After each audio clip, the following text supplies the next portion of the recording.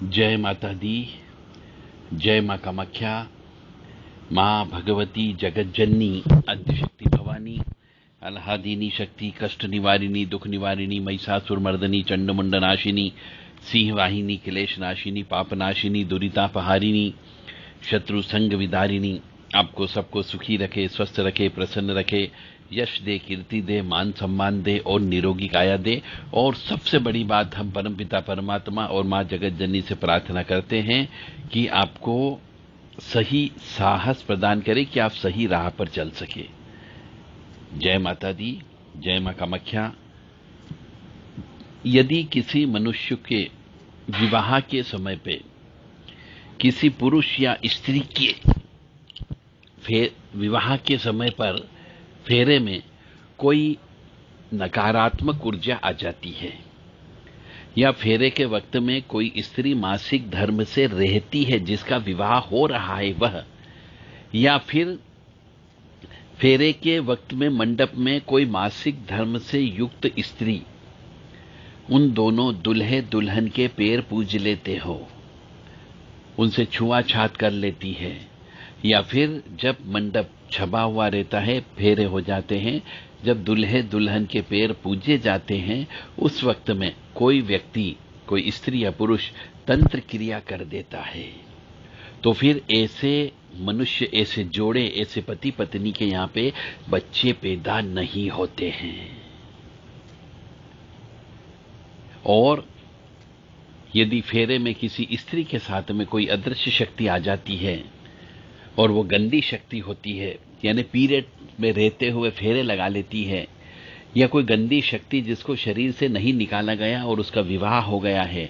तो वह आगे जाने पर और अन्य प्रेत आत्माओं को बुला लेती है।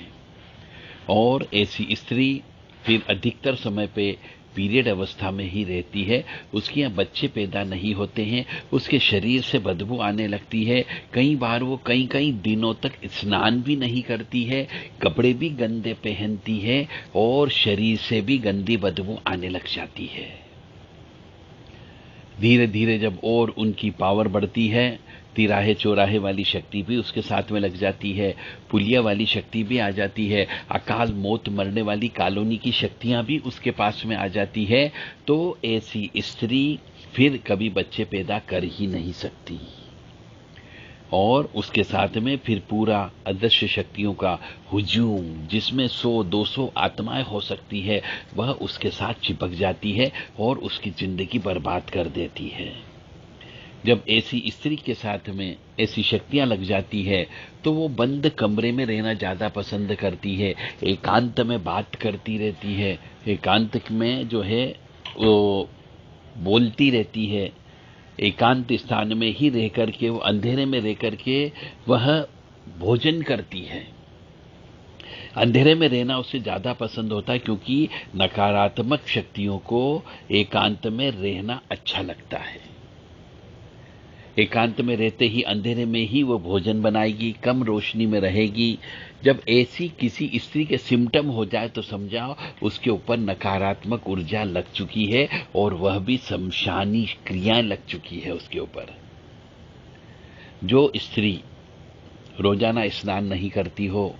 एक एक वर्ष तक, एक एक साल तक स्नान नहीं करती हो, कपड़े भी अधिकतर वही पहनती हो, गंदे कपड़े ज्यादा पहनती हो, शरीर से बदबू आने लगी हो और अंधेरे में रहना पसंद करती हो, सूर्य की रोशनी में कम बाहर निकलती हो, तो समझ जाओ कि उसके ऊपर नकारात्मक ऊर्जा का प्रभाव लग चुका है। ऐसी ही स्थिति पुरुष के ऊपर भी होती है। यदि कोई पुरुष अपने घर के अंदर कमरे में ज्यादा बैठा रहता है, उसे रोशनी से डर लगता हो, अंधेरे में रहना ज्यादा पसंद करता हो, अपने आप से बात करता हो, भगवान का नाम नहीं लेता हो, दीपक लगाने में उसे डर लगता हो, और नहीं ईश्वर के सामने कभी झुकता है, पूजा पाठ करने पर उसको कान के अंदर जो है कुछ उच्चाटन सा महसूस होता हो, तो समझ जाओ कि वह व्यक्ति के ऊपर भी ऊपरी बाधा लग चुकी है, नकारात्मक ऊर्जा लग चुकी है, प्रेत आत्माएं लग चुकी है, और एक नहीं कई प्रेत आत्माएं उसके ऊपर होती है। और जब ऐसा हो जाता है तो वह मनुष्य को मौत भी अच्छे तरीके से नहीं देती है, अकाल मौत होती है। और मरने के बाद में ऐसी आत्मा, ऐसे मनुष्य की आत्मा उन्हीं आत्माओं के साथ में रहती है, उसकी न तो मुक्ति होती है, न मोक्ष होता, न गति होती है। ऐसे मनुष्य यदि आपके पास हो, या आपके परिवार में हो, या आपके मित्र मंडली में हो, या आपकी कहीं पे देखते हो, तो उनको आप बता सकते हो, ठीक किया जा सकता है, बशर्ते कि वह उसका परिवार पेशेंस रखता हो। तो पूजा अर्चन के माध्यम से, तंत्रात्मक हवन के माध्यम से, उतारे के माध्यम से ठीक किया जा सकता है। ऐसी कोई भी चीज नहीं है जिसे इस शरीर से अलग न किया जा सकता हो। चाहे पिछले जन्म का पाप कर्म होगा तो उनसे प्रायश्चित कर्म कराया जाता है, परिहार पूजा कराई जाती है, और उसका माफीनामा तैयार करवा के ईश्वर से रिक्वेस्ट लगाई जा सकती है। हम केवल एक मीडिएटर हैं आपके और ईश्वर के बीच में। हम केवल आपकी पूजा प्रार्थना को भगवान तक पहुंचाने का काम करेंगे। यदि आपके पाप कर्म कम रहे होंगे तो निश्चित तौर से ऐसे पेशेंट को ठीक किया जा सकता है, और अन्यथा हो सकता है आपको कई दिनों तक नवग्रह शांति करना पड़े, कई दिनों तक प्रेत आत्मा की शांति करना पड़े, श्रीमद् भागवत कथा पुराण भी करवाना पड़ सकती है, नारायण बलि भी कराना पड़ सकती है, नारायण कवच का पाठ और हवन भी कराना पड़ सकता है, रक्षा सूत्र भी आपको धारण करना पड़ सकता है। तो यदि कोई ऐसा स्त्री या पुरुष हो जिसके ऊपर इस प्रकार की गंदी शक्ति उस लग चुकी हो, जो स्नान नहीं करती हो, अंधेरे में रहती हो, अंधेरे में बातचीत करती हो, अंधेरे में भोजन करती हो, सूर्य के सामने निकलने से डर लगता हो, पूजा पाठ नहीं करती हो, मंदिर नहीं जाती हो, ऐसे स्त्री या पुरुष हो तो उनका इलाज संभव है, क्योंकि ऐसे मनुष्य पिछले जन्म के भयंकर पापी मनुष्य होते हैं, पिछले जन्म के हत्यारे मनुष्य होते हैं। कई मनुष्यों की हत्या करके जब वो आते हैं तो इस जन्म में वह अतृप्त आत्मा उनसे बदला लेती है। तो उन सब आत्माओं को मुक्ति और मोक्ष कराया जा सकता है। उनकी इच्छा के अनुसार उनको मुक्त करा करके उनको विसर्जन किया जा सकता है, और उनके नियम कानून के अनुसार, जो प्रेत आत्माओं का कानून होता है, उनके अनुसार उनकी मुक्ति कराई जा सकती है और शरीर से अलग किया जा सकता है। जय माता दी, जय मां कामाख्या। जिन मनुष्यों को, जिस स्त्री या पुरुष ने पढ़ाई लिखाई तो की है, परंतु पढ़ाई लिखाई करने के बाद में एक समय के बाद, मतलब 12th के बाद या ग्रेजुएशन के बाद में उसका दिमाग खराब हो गया हो, वो पागलपन की अवस्था में आ गया हो, ऐसे बालक को भी ठीक किया जा सकता है, बालिका को भी ठीक किया जा सकता है। कई बार एक पक्षी प्यार होता है, एक पक्षी एक दूसरे से प्रेम हो जाता है, और जब धोखा देते हैं तो कोई न कोई सामने वाला तंत्र विद्या कर देता है, और उस तंत्र विद्या की वजह से मनुष्य पागल हो जाता है।